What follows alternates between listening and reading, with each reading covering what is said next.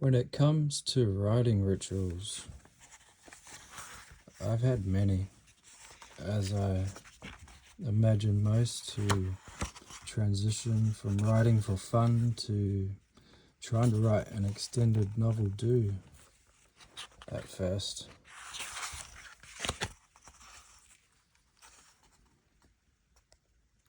Here I'll quickly say these can be a good part of your process if you're beginning your way through your first novel.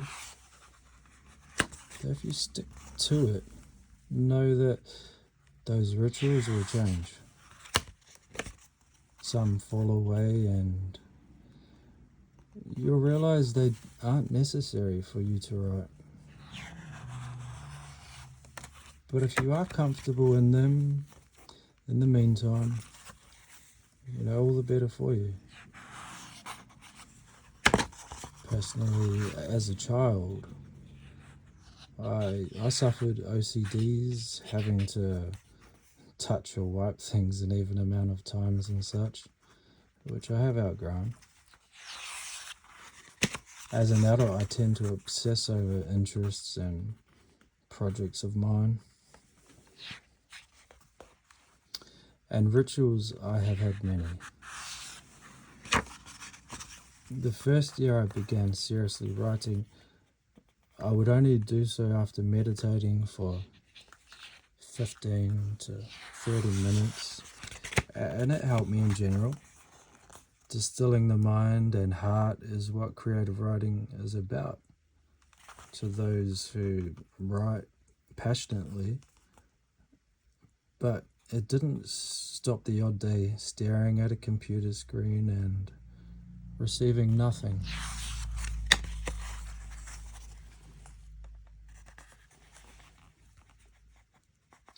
Another ritual was only writing at the same time.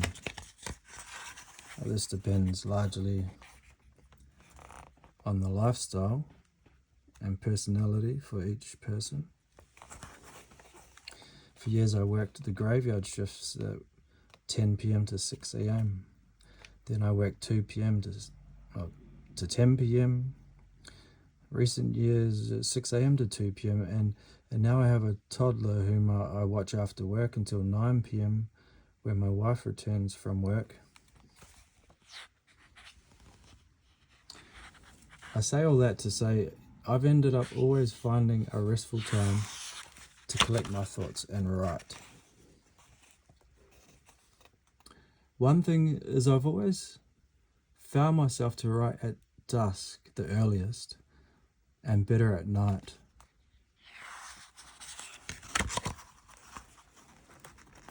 Perhaps it's my personality, and I do read in a rather dark, gothic, if not morbid fashion. My favourite author is Algernon Blackwood, a British novelist whom I have been collecting for years.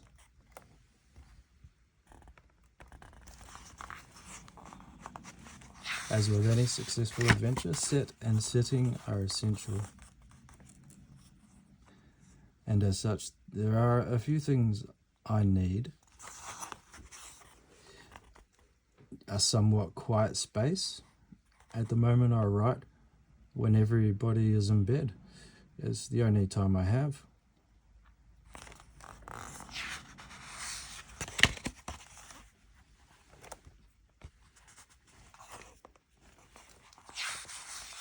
Music is definitely a constant to get the spirit going. When I'm right, I always have music to match the mood.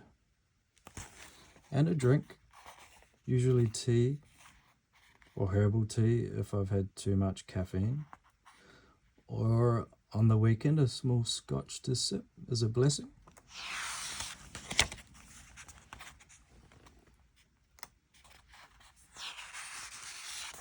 That's about all I need. I do carry one ritual from when I started the story I've been writing since 2010. When I burnt every piece of my own written collection that I couldn't use on this project. And everything I kept, whether I use it or not, I burn as I get to it.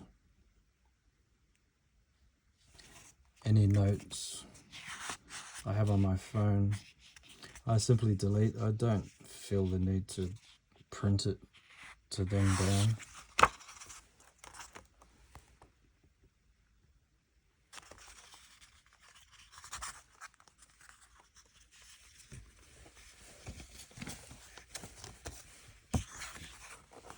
One rule I was told beforehand that I'm glad I took as serious, which I still follow, is to just write, as in push onwards. Not to look at previous pages or think of changing things or edit until the finished project.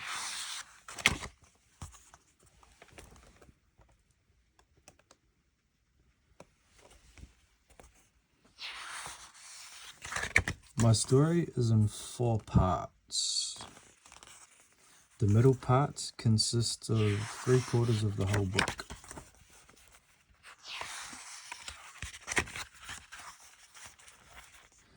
Which are on a 3rd and 2nd draft respectively. The end is 1st draft, and I'm writing the beginning.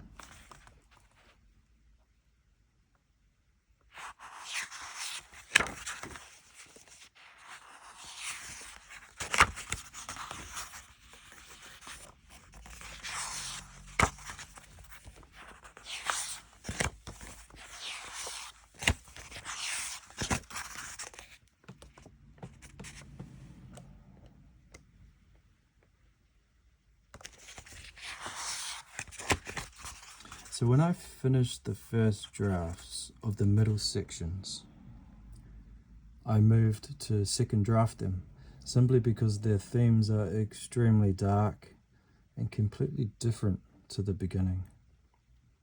Well, all the ideas were there, amazing.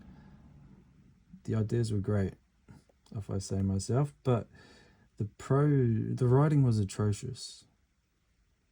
If I had tried to edit earlier, I think I would have given up. It was seriously poor prose. I literally had to rewrite it, line by line. It is a labor of love. I still have copies of the early drafts, but editing while trying to write, I would have resigned, and that would have been a shame. So I'd insist if you're going to write something, I would insist to just write. Don't look back. Just keep writing. Because you might be appalled by your 1st draft, as I was. And it would be a shame if you gave up. You would never find the cave of fire inside you.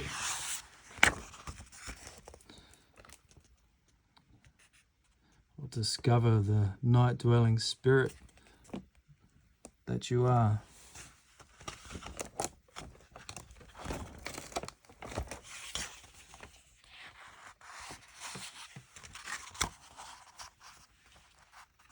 There's not too much to writing.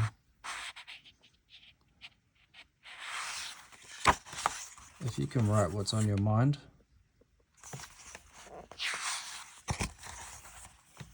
then you can come back and make it better in time. One word at a time. Don't try to rush it. Just don't give up. Think about it. Think about it more than you write about it.